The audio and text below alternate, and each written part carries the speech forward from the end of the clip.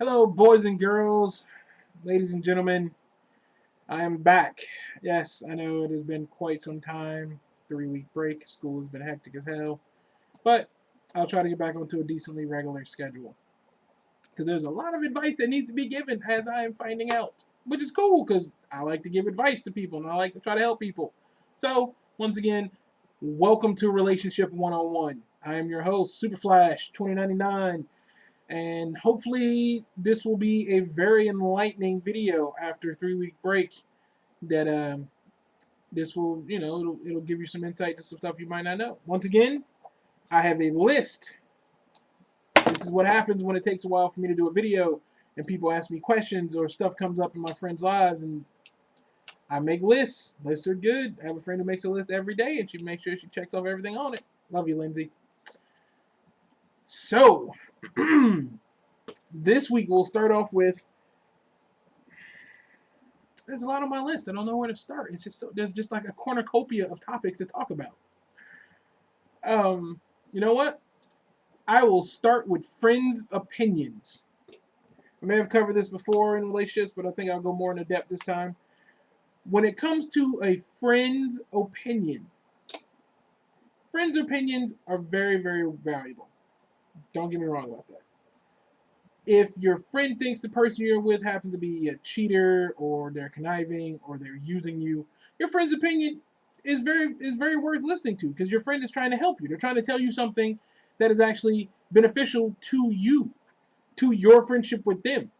And that's what they're trying to do. Now, there are instances when your friend's opinion becomes irrelevant. At times in my life, this happens quite often. To a degree, and depending on the friend. Because for me, and this is just me, what I do with my life and who I involve in my life is totally irrelevant to my friends. You only have to deal with who I am dating so long as you are around me and whoever I am dating. So your opinion about that person means very little to me. Because your opinion about them doesn't change our friendship, but depending on how you express your opinion about them, it could change our friendship. But for everybody else, you take your friends' opinions with grains of salt. Which is to say, you listen to what they say, but you don't let their opinion change yours. You're still you. What you think about whatever the situation is, or whoever the person is that they have this opinion about, is how you should still think about them, how you should still feel about it, because it is your opinion. Do not let your friend's opinion Jedi mind trick you into not liking something. You don't like this person. Don't let that shit happen. Jedi mind tricks are easy to pull off on people, and they're funny. Don't get me wrong, but don't let it happen to you because that's just, it shows you're weak-willed, I guess, to me, in a sense, by letting someone else's opinion change or color your own. Think for yourself. Be your own person. You spent years being you. You know you better than anybody else does. Don't let anybody else change that fact. You know what I'm saying? That's how that works. You should stay being you, plain and simple. Um, I am in a situation right now where there's a person who potentially is in my life who some of my friends don't understand why they might be in my life. Some of my friends are annoyed by this person. And I understand you're annoyed by this person. But you know what, though? As my friend, you should just be okay. I understand you're annoyed with them. I appreciate you telling me that you are annoyed by them. But you're my friend, so you should really, really know how well that's going to work. It's not going to change my opinion. It's not going to change what I think. It's not going to change what I want to do. So, but do realize that I have listened to you and I take your opinion under advisement. That's the best way I can put that. Your opinion is under advisement. So we can check friend's opinion off the list. Next, we'll go to age in a relationship. If you are dating someone, as long as they are of legal age, let me make that clarification. No R. Kelly's out there pissing on 15-year-olds and shit like that. As long as they are of legal age, as long as the two of you don't care, Doesn't really matter what anybody else thinks, does it? I mean, because really, and ultimately, in the bubble of your relationship, it is you, and the person you are dating in that bubble. See, everyone else is on the outside. As long as the two people in the relationship don't think it's a problem, don't let it bother you. Don't even let it become an issue. That's all I got to say about that. That's short and to the point. Your friends are going to have opinions about it. Your friends are going to mention something about it. They're going to say something about it, guaranteed. But you know what, though? Once again, it goes back to friends' opinion. We don't care. Why do you?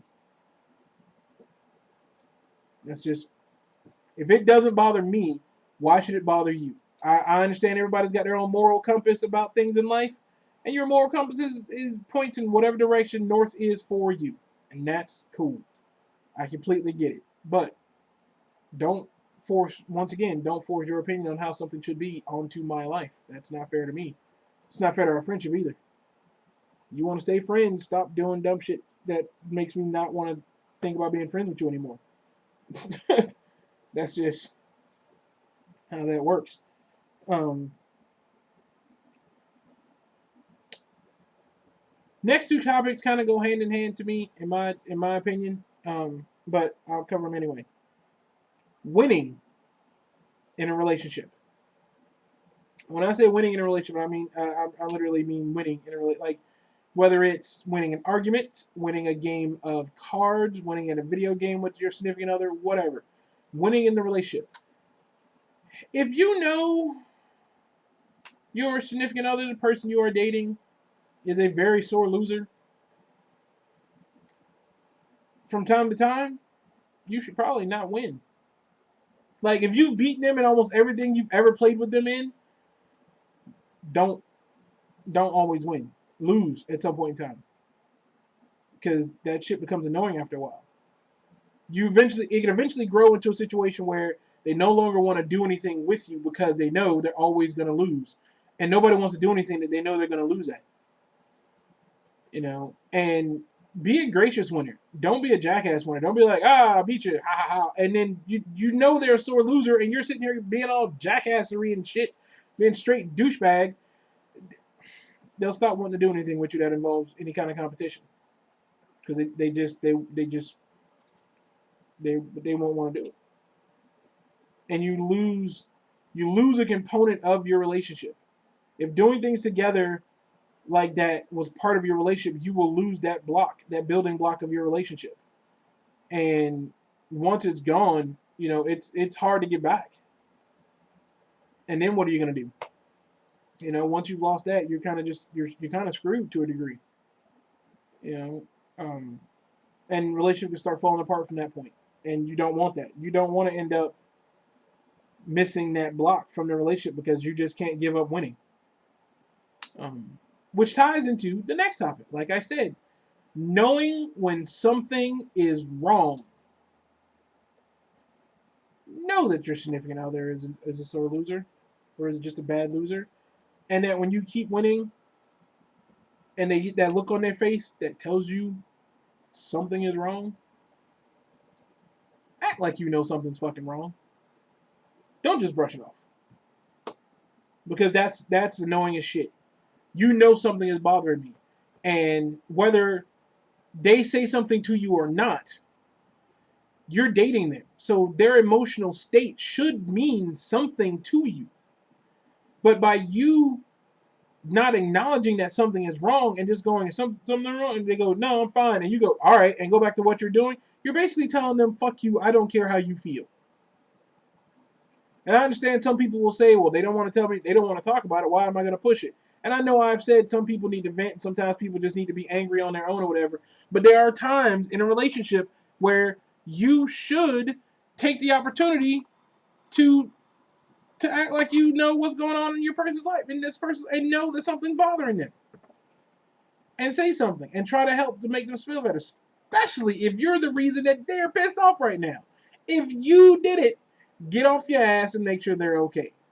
Make sure that they're feeling better and that everything's all right between you and them. Don't just keep going about your business and playing whatever game you're playing and move on and think everything will be all right later on and figure you can fix it later, because sometimes there might not be a motherfucking later. You might just be like, well, it'll be all right. We can talk about it later. And in the time between that moment and when you decide to try to talk about it later, they can decide to leave your ass. And so now you're sitting around looking like Boo Boo the Fool trying to figure out, what did I do wrong? You did what you did wrong was you didn't follow up. You didn't try to make sure the person that you supposedly claim to love and care about is okay. And if they figure if after especially after so many times, if this keeps happening over and over and over again, fuck, if you don't care about me now, why would you care about me ever? That's what they'll start to wonder. So you end up being just all kinds of just they start thinking, why am I sticking this out? You don't care about me now. You're probably never going to care about me at all. Fuck you then. I can be miserable on my own. It is a proven fact. Misery loves company. But you know what, though? I can do bad all by myself. So know when something is wrong. And next topic also, it ties into the first two, which I just covered also, but it's do something when something is wrong. Don't just be like, oh, something's wrong, and just sit there and basically wait for your time to actually just talk. Actually fucking listen. Hear what they're saying. If they're telling you that they're upset because of something you do, listen to what they're talking about. And ask them, well, what can I do to make it better? I know a couple of married couples who were on rocky roads, and then they sat down and they made a pro and con list with each other. These are the things I like that you do. These are the things that I don't like that you do. And they talked with each other about them. And then they worked them out. Okay, well, you don't like that I do this. Well, I can try to do this better. I don't know if I can change that. You sit there and you converse. You go back and forth until you figure out and you come to a middle ground with each other about the things you like, don't like about each other. Because most people don't do that. I guarantee you right now, there's a couple of people probably watching this video in a relationship who have something about the person they're dating that they don't like and have never said anything to the person that they're dating. Why? Why have you never said anything? Ask yourself that. And if you can't come up with a really good answer, maybe you should reevaluate who you're dating. That's all I'm saying. So do something when something's wrong. Don't just sit there like Boo Boo the Fool and be like, Don't do that. Which kind of man, I am on a roll. All these topics fit right into each other. Sticking it out when you shouldn't. This kind of plays, see how this all rolls together? Do you see the circle of all this? Sticking it out when you shouldn't. Basically means staying in a relationship that has so expired. It has outlived its usefulness to you as a person and to the world in general, if you want to go that far. Why are you still in this relationship if you can't figure out why you love this person or why you're with this person? If this person annoys you 9 out of the 10 times you're around them, all you find yourself doing is going,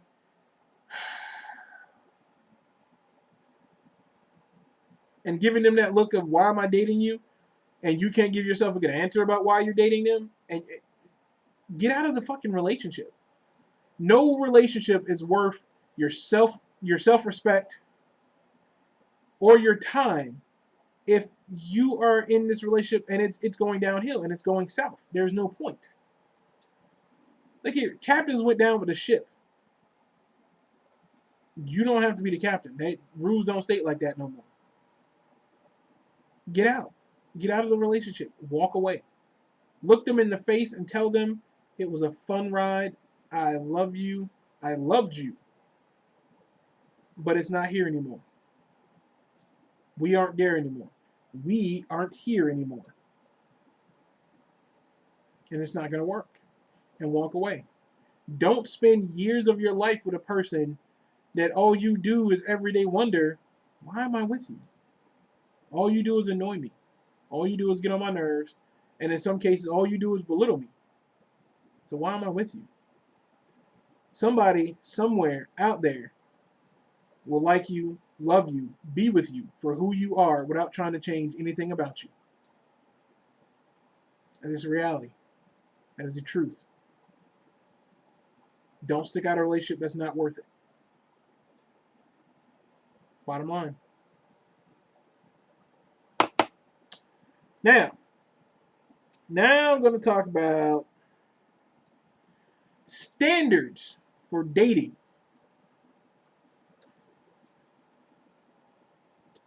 If you are with somebody, now, you know what? I'll start off like this. My standards for dating. We are not dating if you only have one form of communication with me.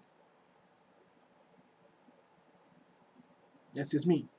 If the only way you can get a hold of me is through Skype or Yahoo or an email or Facebook, we're not dating. Because I'd like to assume my girlfriend would like to have more than one way of getting a hold of me. Just you know. If we only see each other 2 to 3 times a week and it's never at either one of ours house, we're not dating.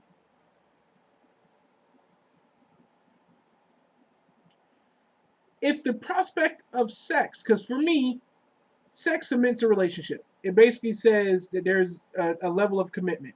If we've both said we want to date each other, and now we're having sex, we've decided to have sex, it cements the relationship. It's kind of like the foundation to me, anyway. Other people say trust and communication are foundations, but you know what? We got to talk, and you got to trust me to have sex. So there you go. All that's rolled into one. There's your foundation. If the prospect of sex with you is so far into the future that I could potentially end up being married, divorced, and with kids before I actually ever have sex with you, we're not dating. Just for the record. Now, everybody else has different standards, but those are mine. Now, generalized standards for most people are, person they're with has got to be bringing at least like half of what they make to the table. You got to, not even so much of what they make. You got to bring at least half of what I've got to the table, half of what I'm bringing. Because if I'm bringing 50%, I need you to at least bring 25. If I'm bringing 50 and you bringing 10, then it's still uneven and it's still not a relationship. Things are still out of whack. It's just not cool. Have your standards of what you consider dating to be. Now, me personally, I have no problem letting people believe they date me. Because, I mean, it ain't like it happens all that often any goddamn way. Let's just be real about that. But I also make clear definitions about it. Like, look, you consider us dating. I do not consider us dating. I don't even consider us friends with benefits. I consider us friends plus. Like game plus mode on a video game, when you beat it and you get the new harder difficulty, but you get to use all your gadgets from before. It's like friend plus. That's what I consider that. It's not dating. It's friend plus. You're still a couple of degrees away from dating. As I've stated, so yeah, friend plus. That's what that is. Not even dating. Friend plus. Now, people don't change. Where does this come from? I've used a metaphor or analogy or whatever you want to call it about dating your ex is a lot like taking a shower and then putting the same dirty clothes back on afterwards. You know what you're getting into. And people don't change. Why do I say people don't change? Because people are who they are. Now, in relationships, people will try to change who the person they're dating, who they are. They'll try to change them to a degree. But for the most part, though, people don't change. People are the way they are because they spent their lives becoming this person. They're not going to change that for you. Now, they'll change to a degree. Don't get me wrong, because in every relationship, there is some compromise. But for the most part, though, people don't change. I know I don't change. I'm me. I like me. Hands down. And I'm pretty sure you like you. So are you going to change who you are for somebody else who may or may not be who you're with for the rest of your life? That's your call. But people don't change. If you break up with them, don't go back out with them. Don't go back out with your ex. Because the same reasons you broke up with them are still going to be there. They're still going to be the same person you were when you dated them. And for the most part, they're probably going to assume you're still going to be the same person you were. But you know what, though? I've surprised all my exes to a degree. I know my first girlfriend, I talked to her I am nothing like I was when I dated her. She even admitted that if I'd have tried to date her as the guy I am now, we never would have dated because I'm not that guy. I'm not the guy I was. Because I did change. Now, that change happened because it was young. I was young. I was 16, 17 years old. I'm now 34. I know I don't look. I'm all kinds of young looking and fresh face. It's the cryo sleep I go through every night. It keeps me fresh and young. But the only time I will ever say people do change is when they go from being teenagers to being adults. That change. But as far as relationship is concerned, people don't change. The person you dated in that last relationship, if that person you dated used you in a relationship, guess what? If you get back with them, they're gonna fucking use you again. Don't think just because you're in a new relationship with you, there are new rules. The rules are exactly the same because it's the exact same fucking person. Realize that shit and stop doing it. Break the cycle. I don't know how much plainer I can even put that. Now, next topic may be a little touchy for some people, but it is a true topic. And it's something that needs to be discussed because not everybody understands it. This is equivalent exchange in a relationship. And what do I mean by this? I mean that the scales have to be balanced. For everything that is given, something has to be gotten. Everything that is gotten, something's got to be given. For all my Fullmetal Alchemist fans, you understand exactly what I'm talking about, so you can actually quit watching this part of the video and have a good night, and I'll see you guys next week.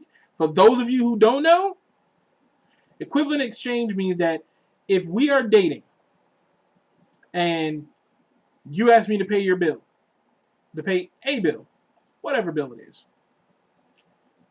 first time, I may not worry about it. More than likely not. That second time, though, yeah, something's gonna have to change. Exchange hands. If I'm gonna pay your bill, I hope we're having sex.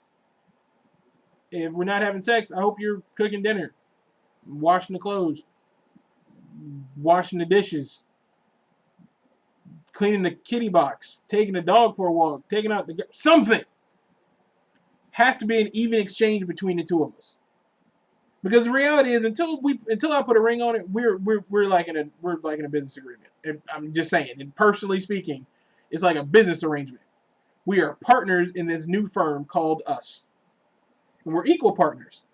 But the minute one of us starts taking advantage of the other partner, the firm starts falling apart, doesn't it? You know, it's kind of like that whole even keel thing. Too much weight on one side tilts. You don't want that. Equivalent exchange. Think about it. Understand it. Apply it. Yeah. There was some other stuff I wanted to talk about, but I didn't because I'm not going to do that to any of my friends. That I'm not going to do that. But for the most part, though, I've covered what I wanted to cover. Talk about what I wanted to talk about. Like I said, I will try to be back to a regular schedule, hopefully starting with this video. And until then, until next Monday, be good. And if you can't be good, at least be good at it. Peace out, people.